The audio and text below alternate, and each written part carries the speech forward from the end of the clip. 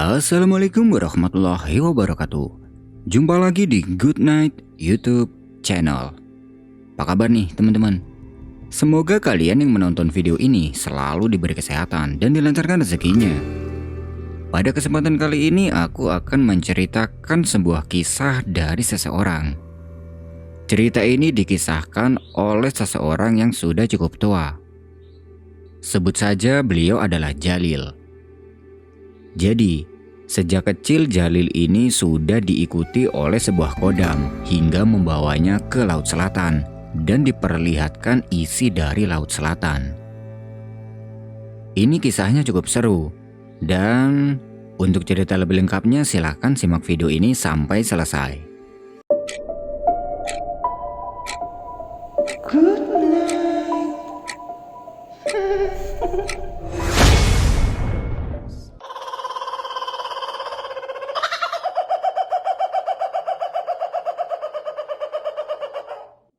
Kisah ini berawal di tahun 30-an. Sekitar tahun 1939, hiduplah seorang anak yang sebut saja namanya adalah Jalil. Dia hidup di desa terpencil yang berada di Jawa Timur. Jalil adalah anak keempat dari 7 bersaudara. Dia berasal dari keluarga yang sangat tidak mampu. Setiap harinya, dia menggembala kambing di sawah. Di tahun 1939 itu usia Jalil sudah menginjak 10 tahun. Dari 7 bersaudara, bisa dikatakan Jalil adalah anak yang tidak begitu diperhatikan oleh orang tuanya. Bahkan bisa dibilang dia ini anak yang teraniaya. Pada zaman itu, yang namanya kelaparan sudah menjadi hal biasa, terlebih untuk keluarga yang kurang mampu seperti keluarganya Jalil. Dan di zaman itu, orang tua kalau memberi anaknya makan itu dengan cara yang unik, yaitu dengan cara mengepal nasi dan disesuaikan dengan jumlah anaknya. Jadi kalau punya anak 7 berarti orang tua selalu mengepal nasi sebanyak 7 kepalan, setelah itu dibagikan kepada anaknya satu persatu. Setiap kali ibunda Jalil memberi makan 7 anaknya, Jalil selalu tidak mendapat bagian. Entah disengaja atau tidak, tapi kenyataannya seperti itu. Kalau merasa lapar, dia pergi ke sawah untuk mencari makanan sendiri yang berupa tumbuh-tumbuhan.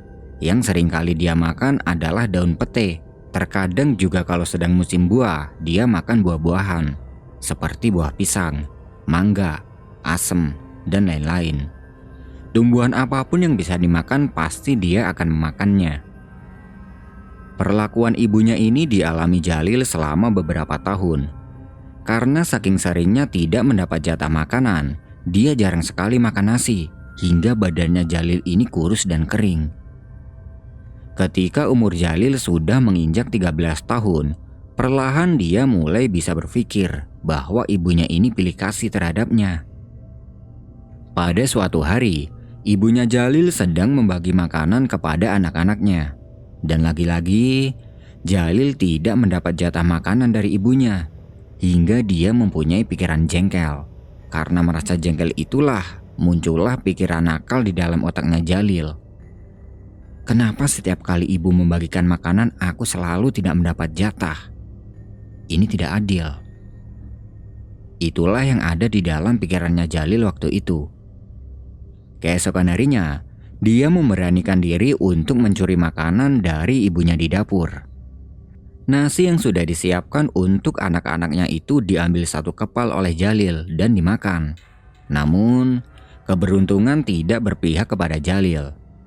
Aksi mencuri makanan itu diketahui oleh ibunya, hingga akhirnya ibunya marah besar dan dia dihukum.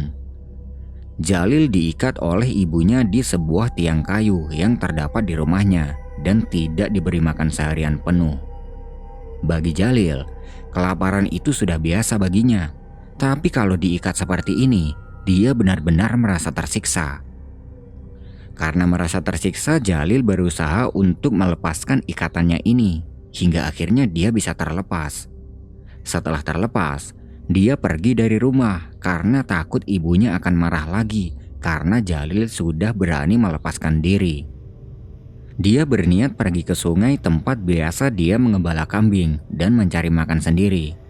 Tapi Di perjalanan menuju ke sungai tersebut dia berpikir, kalau aku pergi ke sungai, pasti ibu akan tahu dan aku bisa dihukum lagi. Jalan menuju ke sungai itu dia harus melewati sebuah hutan bambu. Kalau istilah Jawa, hutan bambu itu adalah barongan. Dia mengurungkan niatnya untuk pergi ke sungai dan berniat bersembunyi di hutan bambu tersebut. Di situ, dia duduk sambil merenungi hidupnya. Hingga tidak terasa dia menangis. Dalam hati dia bilang, "Kenapa ibu tega sekali sama aku? Hanya karena makanan aku sampai diikat seharian." Merasa nyaman di hutan bambu itu, tidak terasa akhirnya Jalil tertidur hingga malam hari. Nah, mulai dari sinilah kisah tentang kodam ini dimulai. Malam itu, ketika Jalil sedang tidur di hutan bambu, dia merasa seperti ada yang membangunkan. "Le, tangio, wis bengi." "Nak, bangun, udah malam," ucap seorang kakek yang membangunkan Jalil. Merasa dibangunkan, akhirnya dia bangun. Setelah bangun, dia melihat kalau yang membangunkannya itu adalah seorang kakek-kakek berjenggot panjang, memakai jubah putih, dan membawa karung. Karena kasihan melihat Jalil, kakek itu mengelus-elus kepalanya Jalil, sambil dia bilang, "Awakmu sing sabar ya, Le. Urip iku terus mlaku bebarengan karo wektu. Sing iso nggawa lakumu ben nasibmu apik."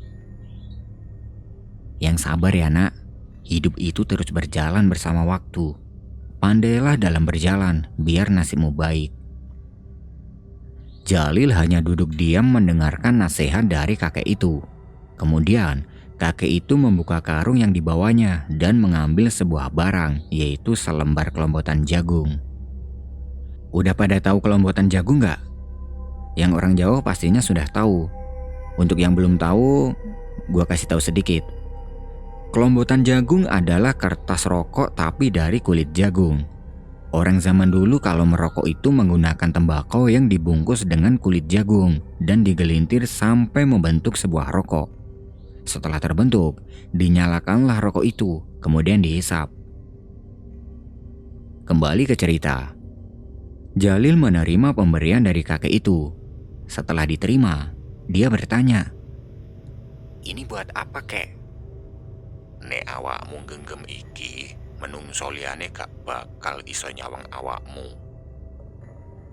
"Kalau kamu menggenggam benda ini, manusia lain tidak akan bisa melihatmu." Mendengar itu Jalil hanya diam. Dia masih tidak percaya dengan apa yang dikatakan kakek tersebut.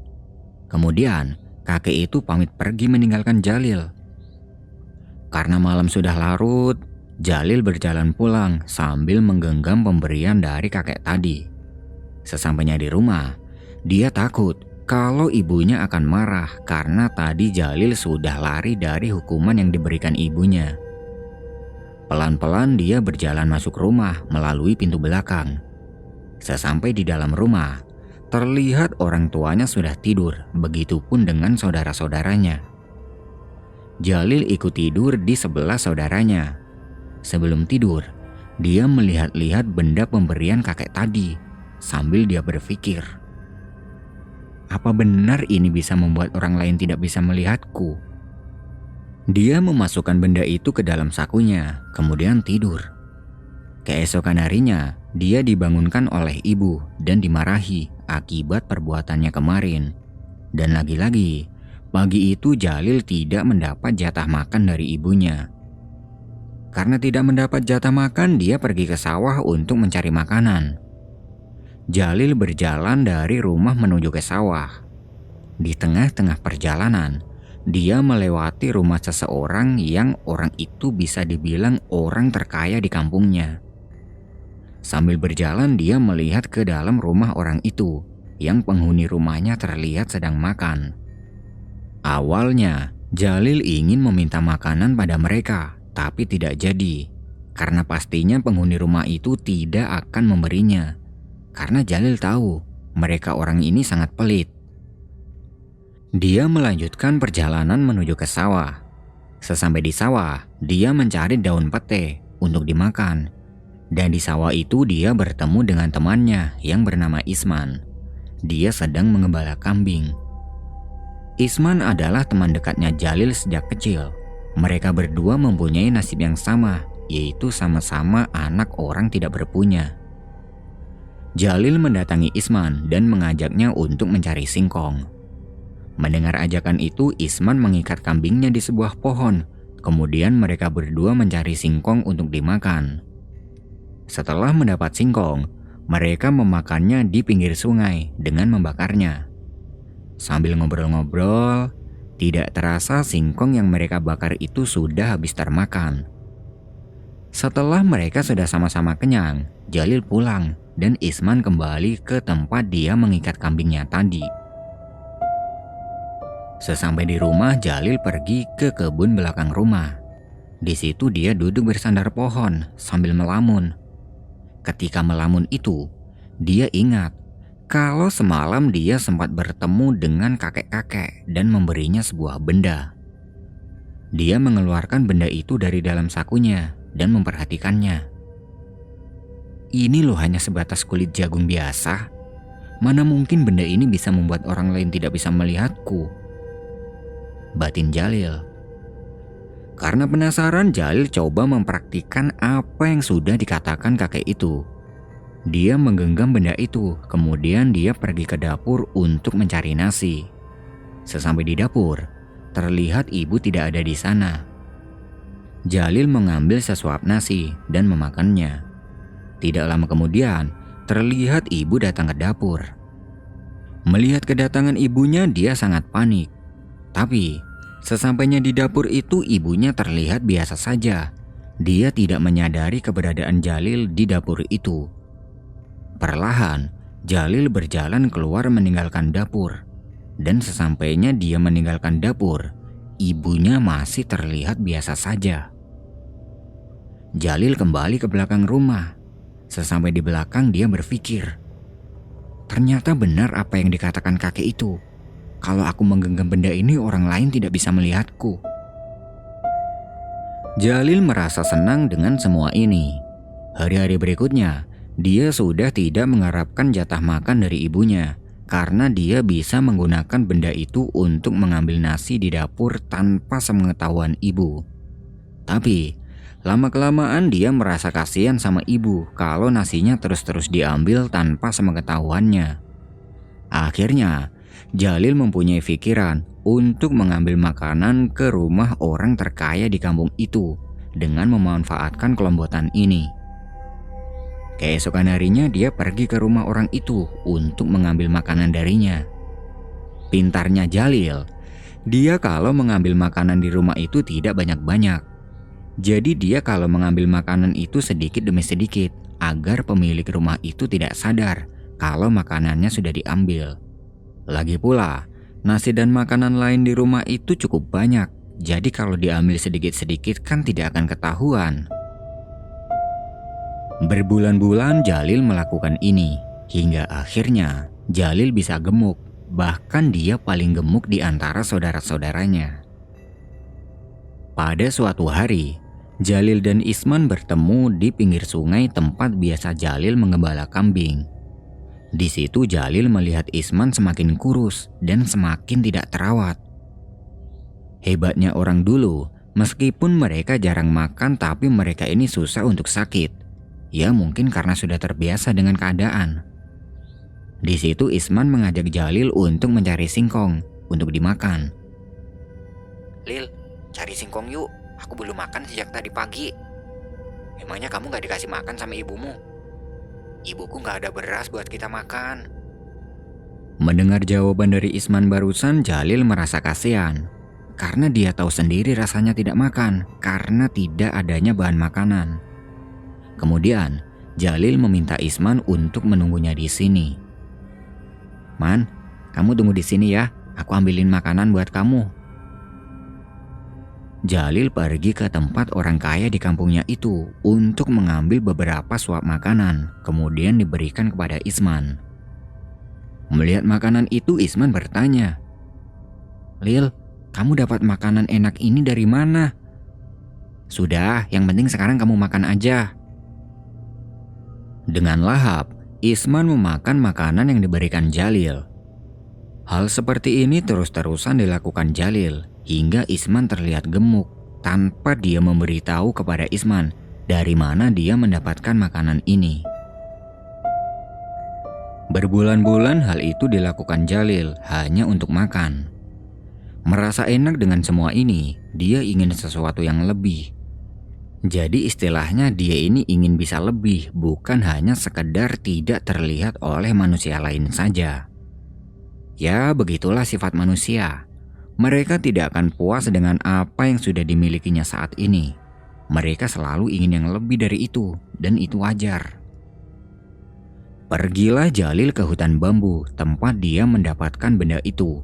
Dengan tujuan, dia ingin bertemu dengan kakek-kakek yang pernah dia temui. Sesampai di sana, dia tidak tahu apa yang harus dia lakukan dan di mana dia bisa menemui kakek itu. Karena tidak tahu harus berbuat apa, dia hanya duduk bersandar pohon bambu hingga akhirnya dia tertidur. Ketika sedang tidur, kejadian itu terulang lagi. Dia dibangunkan oleh sosok kakek yang sama. Le, tangi, wis bengi. Nak, bangun, udah malam. Ucap kakek itu membangunkan Jalil. Merasa ada yang membangunkan, Jalil pun bangun. Kemudian kakek itu lanjut berucap. Lapo awakmu merene maneh? Ngapain kamu kesini lagi? Jalil memberitahukan keinginannya kepada kakek itu. Kalau dia ingin bisa pergi ke suatu tempat tanpa berjalan kaki. Menurut kita mungkin ini mustahil, tapi bagi Jalil tidak. Karena untuk dirinya tidak bisa terlihat orang lain saja bisa, dan kenapa ini tidak? Kakek itu menuruti keinginan Jalil, tapi dengan sebuah syarat, yaitu Jalil harus melakukan tirakat dengan tidak makan selama 1 hari 1 malam. Tidak hanya itu, kalau sekedar tidak makan, itu mudah bagi Jalil karena dia sudah terbiasa. Jalil juga tidak boleh tidur dan berkedip selama 1 hari 1 malam itu. Karena keinginannya ini sudah bulat, Jalil menerima syarat dari kakek itu. Mulai dari dia bertemu dengan kakek itu, dia memulai tirakatnya tidak makan, tidak tidur, dan tidak berkedip hingga keesokan harinya. Keesokan harinya di waktu yang sama, Jalil datang lagi ke hutan bambu dengan tujuan untuk memberitahu kakek itu kalau dia sudah berhasil menjalankan syarat tersebut. Di situ dia dihampiri oleh sosok kakek itu. Kemudian kakek itu meminta Jalil untuk memejamkan mata sambil mengelus ubun-ubun Jalil. Tidak lama dielus-elus, kakek itu meminta Jalil untuk kembali membuka matanya. Dan betapa terkejutnya Jalil setelah membuka mata itu. Dia sedang berada di tepi lautan lepas bersama kakek itu di sebelahnya. Jadi, Jalil ini dibawa kakek itu ke Segoro Kidul atau Laut Selatan. Melihat laut seluas itu, Jalil takut. Dia takut kalau kakek ini akan mencelakakannya. Lalu, kakek itu bilang pada Jalil, Iki sing jenenge Segoro Kidul. Aku iso ngejawabmu mrene mergo awakmu wis nglakoni tirakat sing tak kongkon. ini yang namanya Laut Selatan. Aku bisa mengajakmu ke sini karena kamu sudah menjalankan tirakat yang aku perintahkan. Kemudian kakek itu meminta Jalil untuk duduk dan memberi Jalil sebuah amalan. Eling-elingan opo sing kate tak omongno iki, terus apalno. Ojo ditulis, ojo diomong-omongno. Ingat baik-baik apa yang akan aku katakan ini, kemudian hafalkan. Jangan ditulis dan jangan diberitahukan. Kakek itu mengucapkan kata-kata dalam bahasa Jawa, yang kata-kata itu tidak bisa diceritakan di sini. Intinya, kata-kata yang diucapkan kakek itu adalah sebuah doa, tapi dalam bahasa Jawa. Yang pasti, itu semua atas izin Tuhan. Setelah mengucapkan itu, si kakek meminta Jalil untuk memejamkan mata lagi dan mengelus ubun-ubunnya. Tidak lama kemudian, kakek itu meminta Jalil untuk membuka mata. Setelah membuka mata, ternyata Jalil kembali berada di hutan bambu di kampungnya lagi. Melihat semua keajaiban ini, Jalil benar-benar heran. Ternyata hal yang semustahil ini bisa dia lakukan. Kemudian kakek itu memberitahu Jalil bahwa dia bisa melakukan seperti yang tadi mereka lakukan, tapi dengan sebuah ritual. Setelah memberitahu semua itu, kakek kemudian pergi dan Jalil kembali pulang. Sesampai di rumah, dia masih tidak percaya dengan apa yang sudah dialaminya tadi. Keesokan harinya, dia mencoba mempraktikkan apa yang sudah diajarkan kakek itu. Dia pergi ke kebun belakang rumah dan mempraktikannya di situ. Dia pergi ke sawah pinggir sungai, tempat biasa dia mencari makan. Dan benar saja, dalam waktu yang sesingkat ini dia bisa sampai di sana. Di sana, dia melihat ada Isman dengan kegiatannya, yaitu menggembala kambing. Jalil menghampiri Isman dan menyapanya. Tapi, di sini ada yang aneh. Isman sama sekali tidak merespon sapaan Jalil, bahkan dia tidak menyadari keberadaan Jalil. Jalil heran, kok bisa dia berdiri di depan Isman, tapi Isman tidak menyadarinya. Akhirnya, dia jalan kaki untuk pulang. Sesampai di rumah dia ingat bahwa tadi dia pergi ke sungai itu dengan sebuah ritual. Mengingat itu dia langsung menuju ke kebun belakang rumah. Dan di sana, dia melihat dirinya sedang tidur. Dari sini Jalil tahu satu hal. Berarti yang pergi ke sungai barusan itu adalah jiwanya, tidak bersama raganya. Pantas saja tadi Isman tidak menyadari keberadaan Jalil. Mulai saat itu, kalau malam hari ketika sedang tidur, Jalil selalu menggunakan hal ini untuk pergi ke hutan bambu untuk menemui kakek. Tapi, dia pergi ke hutan bambu itu tidak dengan raganya. Karena dia tahu, kalau terus-terusan dia pergi ke hutan bambu secara kasat mata, pastinya orang lain dan ibunya akan curiga dengan apa yang dilakukan Jalil di hutan bambu itu. Karena saking seringnya pergi ke sana, dia pun semakin akrab dengan kakek itu. Dan Jalil juga belajar banyak tentang ilmu Jawa kepada kakek itu. Hingga akhirnya, kakek itu bersedia ikut bersama Jalil sebagai kodam. Hari berganti hari hingga berganti tahun. Selama hidupnya itu Jalil sudah banyak mempelajari ilmu Jawa dari kakek itu. Bahkan, Jalil bisa meminta tolong pada kakek itu untuk menyembuhkan orang sakit akibat gangguan jiwa. Pernah juga pada suatu ketika, dia dimintai tolong oleh seorang kolektor benda pusaka untuk mencarikan sebuah mustika dan akan dibelinya dengan harga mahal, yaitu mustika merah delima. Secara ilmiah, mustika merah delima adalah sebuah batu permata. Batu yang dibentuk dari hasil proses geologi yang unsurnya terdiri atas satu atau beberapa komponen ilmiah yang mempunyai harga jual tinggi dan diminati oleh para kolektor. Batu merah delima dipercaya mempunyai kekuatan, yaitu bisa kebal dari senjata apapun, baik yang zohir maupun yang gaib. Bisa juga digunakan untuk pengobatan segala jenis penyakit, dan mampu mengubah warna air dalam gelas menjadi merah darah. Khodam yang bersama Jalil itu baik. Kalau tidak baik, yang akan terjadi adalah sebaliknya. Bisa-bisa dia yang akan meminta kepada Jalil, bukan Jalil yang meminta kepadanya, seperti minta tumbal atau hal lain. Sampai sekarang, usia Mbah Jalil sudah kira-kira 80 tahunan lebih. Dan sampai sekarang, beliau masih bersama kodamnya itu. Nah, itu tadi adalah sebuah kisah yang dialami oleh Mbah Jalil dari Jawa Timur. Sebuah kisah yang cukup seru. Terima kasih buat teman-teman yang sudah nonton video ini sampai selesai. Aku pamit undur diri dulu ya. Good night and see you next time.